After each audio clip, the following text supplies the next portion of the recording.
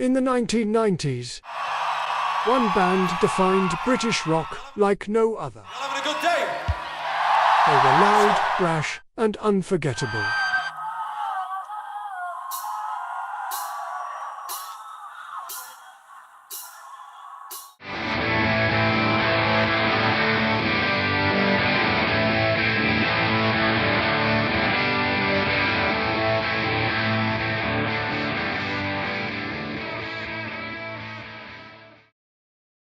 Oasis formed in Manchester in 1991, led by brothers Noel and Liam Gallagher. While Noel brought the songwriting brilliance, Liam delivered the swagger, an unmistakable voice. Do you think your album's going to be a big success tomorrow? I think it's going to be, yeah, totally. Together, they created a sound that captured working-class Britain. Their debut album, Definitely Maybe, released in 1994, became the fastest-selling debut album in UK history, with tracks like Live Forever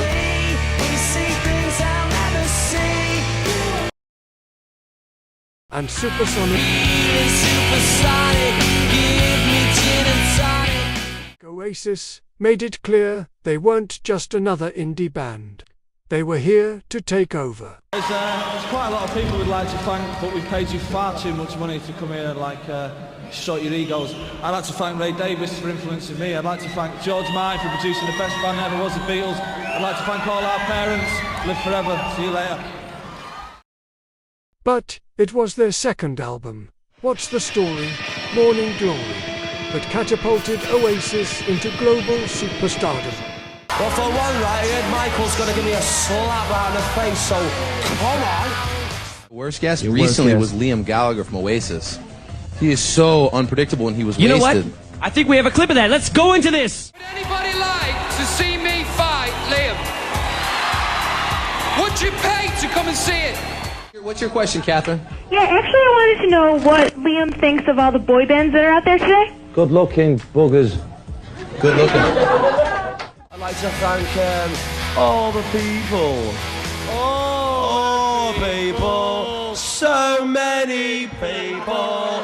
And they walk hand in hands through their shite life. This is how he did the interview, just like this. And right, well, since you like since you like your neck eyes so much, why don't you introduce our next video?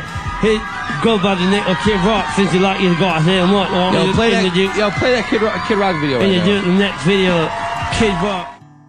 Songs like Wonderwall and Don't Look Back in Anger became anthems, not just in Britain, but worldwide. In 1996, Oasis played 2 legendary nights at Nebworth, performing to over 250,000 fans.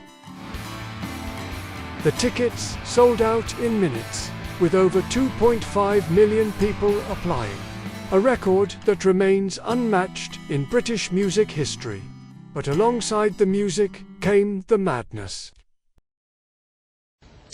Here, Noel Gallagher has announced he's quitting the band Oasis. He says he can no longer work with his brother Liam after a series of rows. I think he wants to go and do his own thing, which is fine.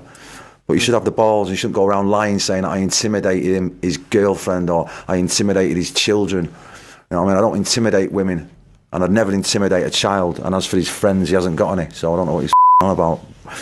You know what I mean? Are you guys speaking at the moment? Not really, no. Sorry? No. Where's my brother? No. One of them's out there. We'll never The stop other one looking is probably at back home, in looking at himself in the mirror. Well, did it ever get proper, you and proper, like, fisticuffs? Yeah, like, yeah, really? yeah. Genuinely, like, having proper fist fights backstage? Yeah, it was great. Oh, who would win most? It was pretty even towards the end. I did leave on a high, though.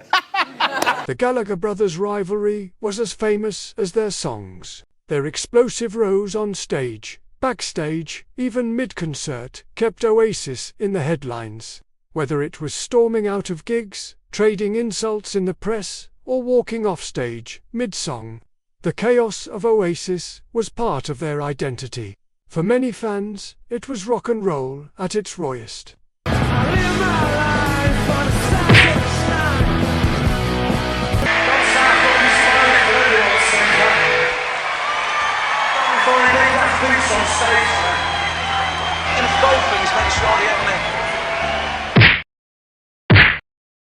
If you think you're a bit of a geezer that you ever threw the fucking bottle, let's have you up here and I'll slap you in front of the cow.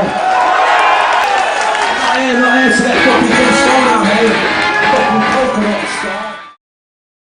After the peak of Nebworth, Oasis struggled to keep up with their own hype. Their 1997 album, Be Here Now, sold millions but was criticized for excess.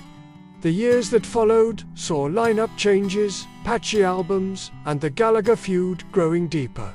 Finally, in 2009, after yet another explosive fight between the brothers, Noel walked out. Liam kind of does the you and all that again, and he kind of storms out of the dressing room. But on the way out, and I'm glad it never ended like this, but on the way out he picked up a plum and he threw it across the dressing room and it smashed against the wall. Now part of me wishes it kind of did end like that, because that would have been a great headline, you know, plum throws plum and finishes Oasis, do you know what I mean? And so then he kind of leaves, he goes out the dressing room, and for whatever reason he went to his own dressing room and he came back with a guitar and started wielding it like an axe, and I'm not kidding. And I make light of it because it's kind of, you know, it's kind of what I do, but it was just it's a real unnecessary violent act, and he's swinging this guitar around and he kind of, you know, he nearly took my face off with it, you know. Oasis was finished, at least for now. Me and him are like telepathic, you know what I mean? I know my brother better than anybody else. When both come together, you have greatness. Would you ever consider an Oasis reunion? I feel you would. Without a doubt, that's my band.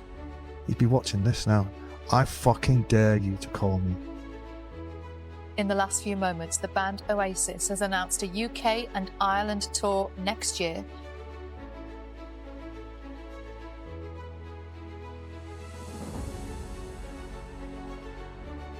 People will never ever forget the way that you made them feel.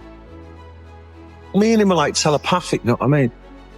When both come together, you have greatness. There's a chemistry between the band and the audience. There's something magnetic drawing the two to each other. The rage and the joy that are coming from the crowd. If anything, that's what Oasis was.